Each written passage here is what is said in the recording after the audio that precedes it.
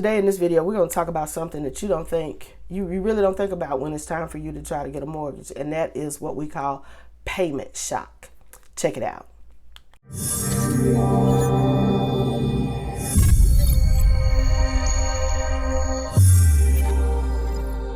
Hi, I'm Rhonda Burgess, and I am a real estate broker and mortgage underwriter here in the Nashville, Tennessee area. My firm is Southern Living Realty Partners. Okay, now I just threw out the term payment shock. That doesn't mean nothing to the lay person, but I'm going to tell you what it means in the mortgage world. Payment shock. We don't like to see payment shock. Payment shock means we do not like to see your current housing payment be normally any more than 30% of what the new payment be 30% more than what you're paying. So when you're looking at, let's say your mortgage, your rent, you've been paying is $1,000. Okay. So yeah, your new mortgage payment going to be $1,500. Okay. All right. We're okay with that. A lot of times the computer would be okay. We don't really like to see above 30 according to the guidelines now, but it'll fly. Where I want y'all to see the problem is, let's say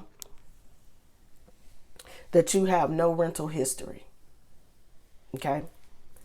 And it's not that you just recently graduated from school, because, we give a lot of leeway,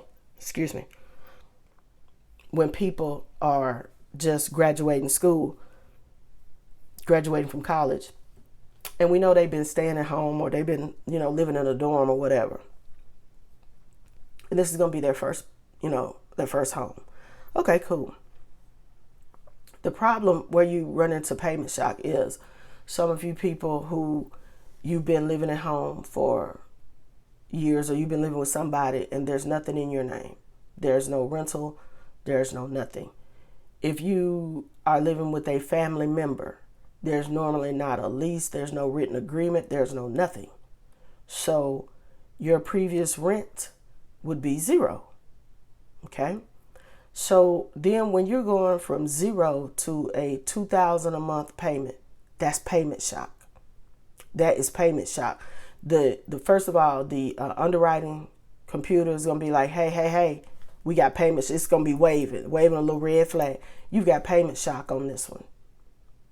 Because we don't like to see it, because you got to think how the bank, the lender is thinking. Okay. Remember, this is all about limiting risk to the lender, not you, to the lender. Okay. So if you haven't been paying any rent, you ain't making no house payment. So think about it. In theory, you could be out there just blowing your check every week, every 2 weeks, whenever you get paid, the first and the 15th. You could have been just kicking it.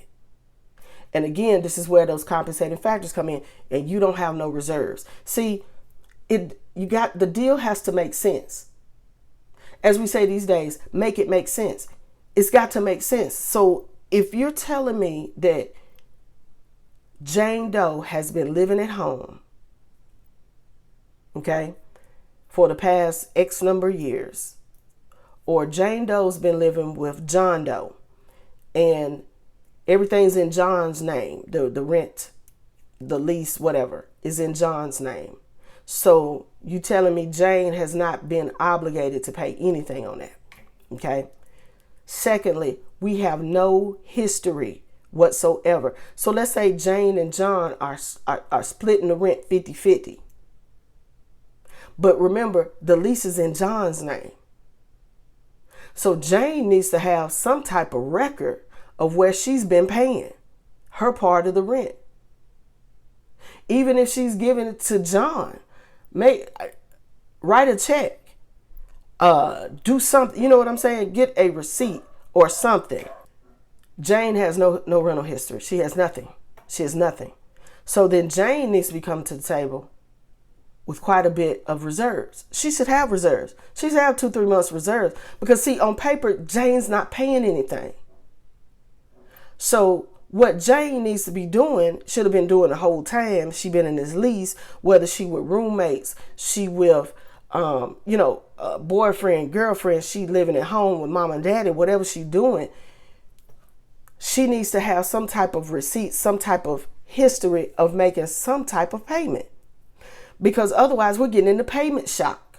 So you mean to tell me that she's going from a zero payment to $2,000 a month? She ain't got no money in reserves, and the credit shaky, and the credit score ain't good because she got lates on her revolving credit and everything? Do you really think this gonna fly? No. Because I'm gonna tell you something. If the computer doesn't kick it out outright, it's gonna be a refer, and it's gonna come to a manual underwrite, and then again, the deal has to make sense. It's got to make sense. So you mean to tell me, like, you're going from, you're telling me that you can make this payment? Because really, in theory, on paper, I guess, if your DTI works, in theory, you can buy that house, but it doesn't make sense. And then you're going to run into payment shock. Okay? So what you need to do in order to avoid payment shock, that's what we call it in the mortgage game, is you need to make sure that as you're working on your credit, and you make sure you're being diligent about paying your bills for whenever you're going to buy a house. I didn't say you was going to buy a house today. Lord knows with these interest rates the way they are, it may be, a year or two or three before you buy a house or whatever. It doesn't matter. You need to establish that you are paying rent to somebody. Even if you're paying rent to your parents or a family member, a sibling, somebody, do a lease. Write up a simple lease, even if it's a one-page lease.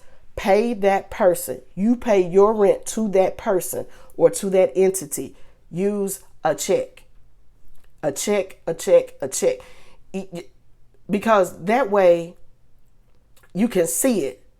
You can see it directly on the bank statements. You got the canceled checks. You can see the checks on your statement, whatever. And I know a lot of people say, well, I don't have checks and all this and all that. Let me tell you something. Checks will make it much simpler for you. Even if you only write that one check a month to pay your rent, pay for your housing, however you want to call it, that will be better than I just give them cash. That's not going to work. That's not going to work. Or Jane pays John, and then John pays the landlord. So John's getting all the credit. Jane ain't got nothing. Jane ain't got nothing to prove that she has been making any payments, any housing payments. So her housing expense is zero, and then you talking about a huge payment shock. So what I'm trying to get y'all to understand is, when you're trying to get your stuff together because you want to buy now, in the future, whenever, it's certain things you need to already have in line. Okay? So make sure that you, wherever you're paying rent, wherever you lay in your head, whatever, get a lease, get something in your name. In this case, Jane should have something in her name showing what her housing expense is. So let's say Jane and John's rent was $2,000 and she's paying $1,000. See, if I can see it where she's got canceled checks, I can see the lease is $2,000. She got canceled checks to John, or she got canceled checks to ABC, management company. Then her housing expense is $1,000 a month, and we don't have that big of a payment shock when she's going to go to a $2,000 payment. Do you see what I mean?